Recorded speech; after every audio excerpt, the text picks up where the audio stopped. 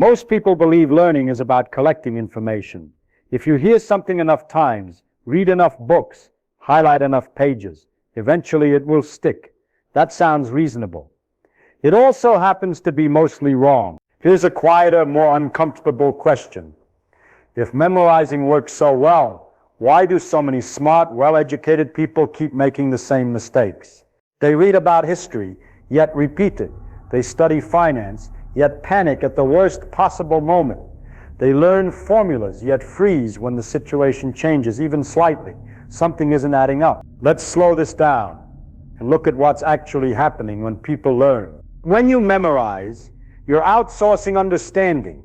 You're trusting that someone else has already made sense of the world, and your job is to store their conclusions.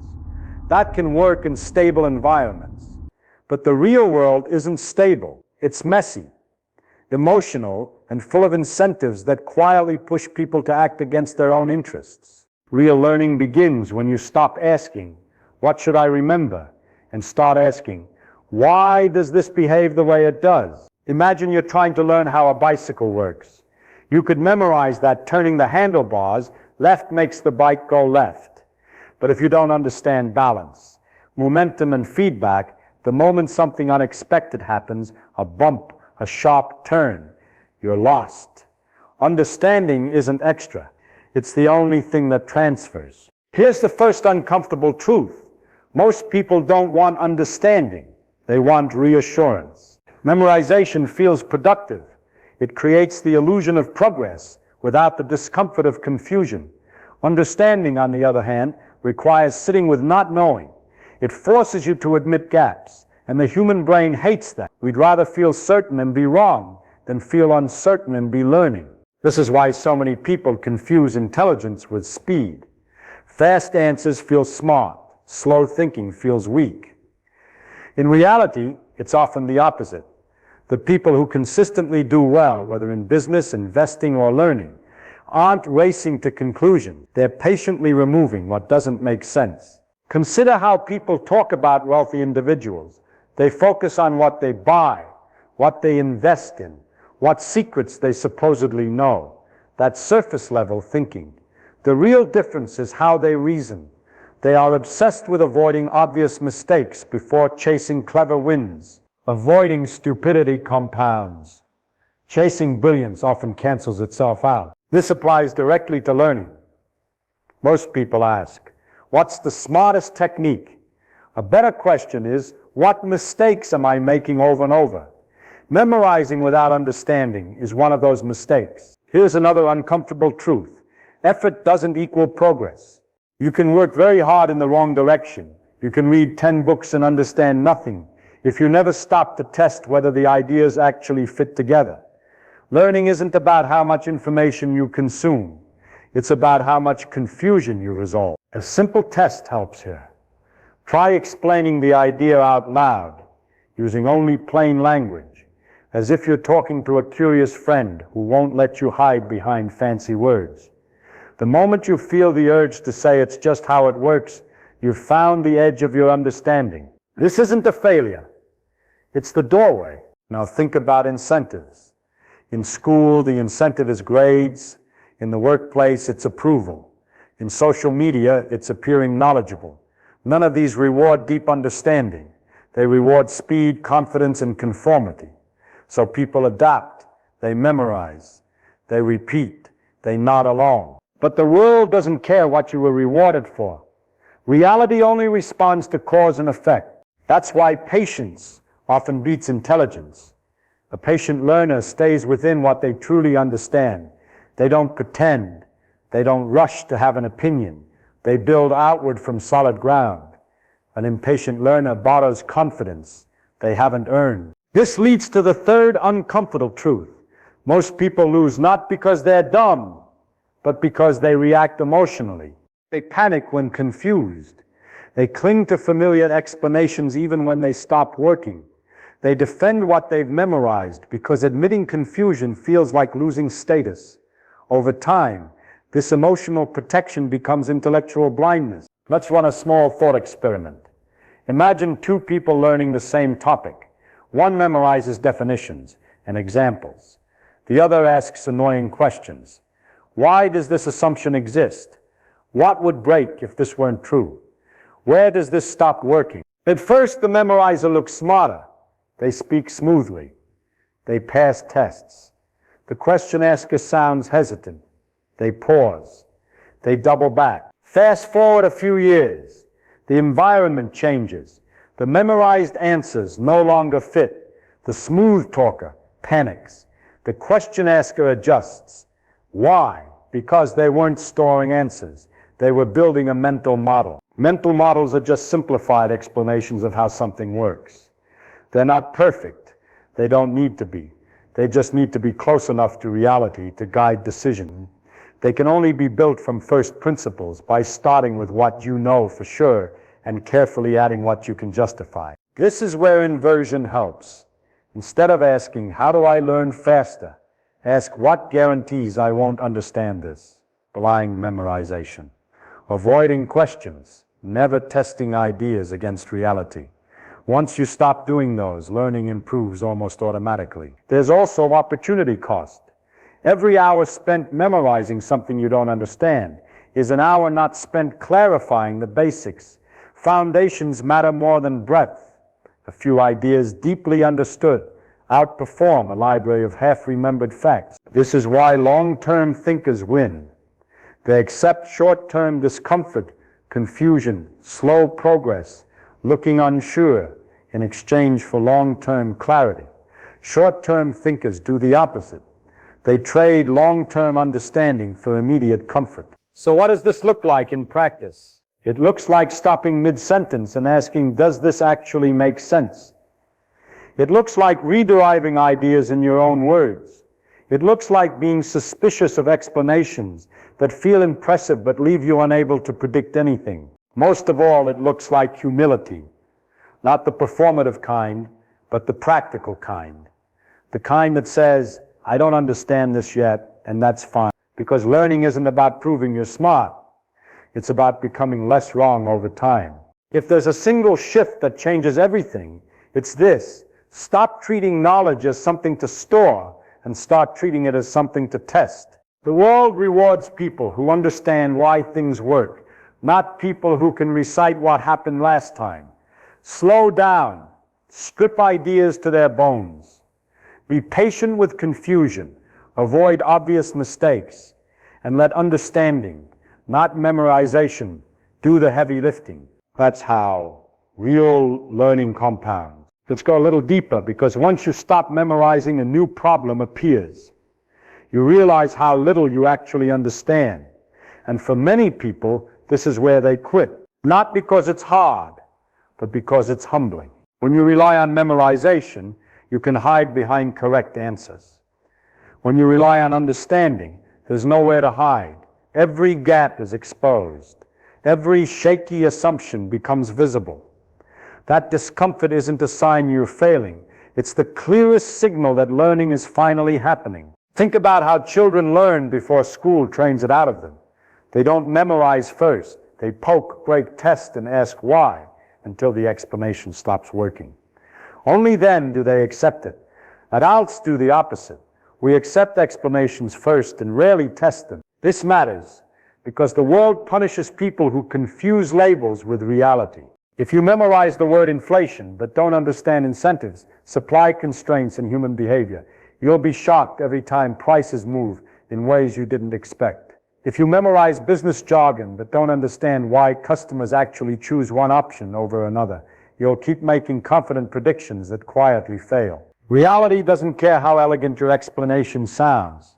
It only cares whether your model predicts what happens next. Here's a useful mental move. Whenever you learn something new, ask yourself, what would I expect to happen if this were true? Then watch the world. If the prediction fails, don't get defensive. Get curious. Something in your understanding is incomplete. This is where most people go wrong. They treat being wrong as a personal failure instead of a diagnostic tool. So they protect their ego instead of updating their model. And ego is expensive. It pushes people to react emotionally. It makes them double down instead of adjust.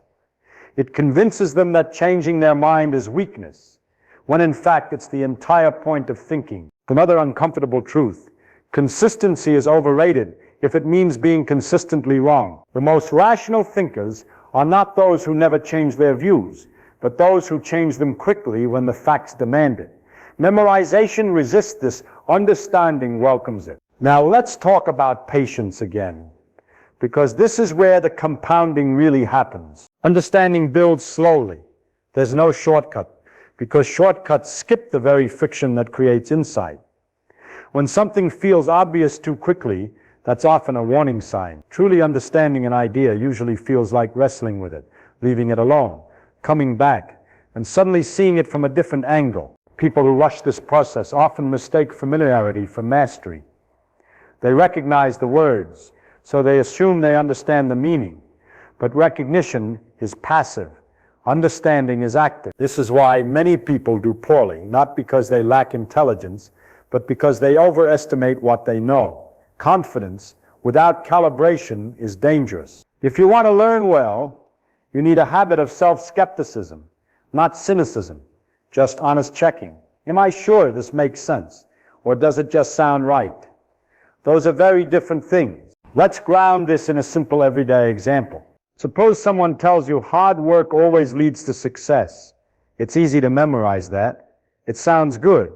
But if you actually try to understand it, cracks appear immediately. Hard work at what? Under what conditions? Compared to what alternatives? What role does timing play? Luck? Incentives? Once you examine it, the statement becomes less comforting, but more useful. You start seeing trade-offs. You realize effort must be applied in the right direction, over time, within systems that reward it. That understanding is far more powerful than the slogan. Memorized slogans make people feel good. Understood principles help people make decisions. This is especially important when emotions run high. Most losses, financial, professional, personal, happen not because of lack of information, but because people react instead of reason. They panic, they chase, they copy others without understanding why those others are acting. Understanding creates emotional distance. It slows you down. It gives you a framework to say, this feels urgent, but does it actually change the underlying reality? That pause alone separates most winners from losers over long periods of time. Notice how this ties back to avoiding stupidity. You don't need extraordinary insight to do well. You need ordinary insight applied consistently, without self-sabotage. Memorization doesn't protect you from that. Understanding does. Another subtle benefit of understanding is that it tells you when not to act. People who memorize rules feel compelled to apply them everywhere. People who understand principles know their limits. They recognize uncertainty. They wait. Waiting is underrated. It looks like inaction, but it's often disciplined restraint. And restraint has enormous opportunity value. Every bad decision avoided frees up time, energy, and attention for better ones later. This is why the best learners often seem boring. They're not constantly reacting. They're quietly refining their mental models while others chase novelty. So how do you actually practice this way of learning? You start by narrowing your scope. Stay within what you can truly explain. If you can't explain it simply, you don't understand it well enough yet. That's not an insult. It's a roadmap. You revisit the basics repeatedly, not because you forgot them, but because deeper understanding reveals new layers. What seemed simple before now connects to other ideas. The same concept becomes richer over time. You accept that learning is never finished. Models are provisional. Understanding is always incomplete. That's not discouraging. It's freeing. It means you're allowed to be wrong as long as you're honest about it. And perhaps most importantly, you stop optimizing for looking smart. Looking smart is a short-term incentive. Understanding is a long-term asset. One fades quickly. The other compounds quietly. So the next time you're tempted to memorize a clever explanation, pause. Ask yourself whether you could rebuild it from scratch if it disappeared tomorrow. Ask whether it helps you predict anything meaningful. Ask whether it still works when conditions change. If it doesn't, let it go. There's no shame in discarding ideas that no longer earn their keep. In the end, real learning is less about adding more and more about subtracting what doesn't work. It's about trading comforting illusions for useful truths. It's slower, quieter, and far more effective. And once you experience that shift from memorizing answers to understanding causes, you won't want to go back. Because for the first time, learning stops feeling like storage and starts feeling like clarity. There's one more layer to this that most people never confront because it's deeply uncomfortable. True understanding removes excuses. When you memorize, failure is easy to explain away. The test was unfair. The market was irrational. The situation was unpredictable. But when you understand the underlying causes, those explanations stop working. You can see, often painfully clearly, where your reasoning was weak, where your assumptions were lazy, where emotions slipped in disguised as logic. That's why many people subconsciously avoid deep understanding. It increases responsibility. If you really understand how incentives shape behavior, you can't be surprised when people act in self-interested ways. If you understand trade-offs, you can't pretend every choice is free. If you understand long-term cause and effect, you can't keep borrowing comfort from the future without noticing the bill growing. Understanding forces alignment between belief and action. And alignment is demanding. Let's look at how this plays out in real decision-making. Most people think bad decisions come from lack of information, but in practice they come from poor filtering. People notice what confirms what they already believe and ignore what threatens it. This isn't stupidity, it's human nature. Memorization fits perfectly into this bias. You memorize ideas that feel good, that sound authoritative, that come from respected sources. Understanding, by contrast, often leads you to conclusions that are inconvenient, unpopular, or emotionally unsatisfying. For example, once you truly understand probability, you stop expecting certainty. That makes many conversations awkward. People want confident answers. They want guarantees. Understanding teaches you that guarantees are rare, and pretending otherwise is dangerous. Once you understand systems, you stop blaming single causes. That makes storytelling harder. Simple villains and heroes are comforting. Reality is usually more tangled. Understanding strips away drama and replaces it with nuance. This is why shallow explanations spread faster than deep ones. They're easier to digest, easier to repeat, and easier to defend emotionally. But ease is not a measure of truth. Here's another uncomfortable truth. Most people don't actually want to think independently. They want to borrow conclusions from groups they trust. It feels safer, it reduces cognitive effort, and it protects social belonging. But independence of thought doesn't mean rejecting everything. It means refusing to outsource your understanding. You can listen to experts, read widely, and still insist on rebuilding the logic yourself. If the logic doesn't survive reconstruction, it doesn't belong in your mental toolkit. This takes time, and time is the one resource people are least willing to spend on thinking. We live in an environment that rewards speed and reaction, notifications, headlines, trends, all designed to pull you into immediate response. Understanding is almost an act of quiet rebellion against this pace. It requires slowing down when everything around you is speeding up. It requires saying, "I don't know," when others are confidently wrong. It requires patience in a culture that mistakes urgency for importance. That patience is not passive. It's active restraint. Think about how often people feel compelled to have an opinion on markets, on news, on technology, on success. Most of those opinions are recycled fragments of things they half understand. They add noise, not clarity. The person grounded in understanding doesn't feel that pressure. Silence is acceptable. Waiting is acceptable. Changing one's mind is expected. This is why avoiding stupidity matters more than chasing brilliance. Brilliance is flashy and rare. Stupidity is common and expensive. Most damage comes not from lack of genius, but from predictable errors repeated over time. Memorization doesn't guard against these errors. In fact, it can reinforce them. If you memorize a rule without understanding its boundary conditions, You'll apply it where it doesn't belong. Understanding, on the other hand, naturally includes limits. You know where your model stops working. That awareness alone prevents countless mistakes. Another subtle shift happens when you learn this way. You stop being impressed by complexity. You start being suspicious of it. Not because complexity is bad, but because unnecessary complexity often hides weak thinking. A good explanation makes things simpler, not more confusing. If someone can't explain an idea without layers of jargon, there's a decent chance they don't fully understand it either. This doesn't mean every idea is simple. Some things are genuinely hard. But even hard ideas have a core that can be explained plainly if you're willing to put in the effort. The effort, again, is the key word. But not frantic effort, thoughtful effort. You read slowly. You pause often. You replay arguments in your head. You test them against examples from real life. You ask whether they predict behavior, not just describe it after the fact. And you accept that progress will feel uneven. Some days nothing clicks. Then suddenly, an idea you've struggled with for months becomes obvious. That moment isn't magic.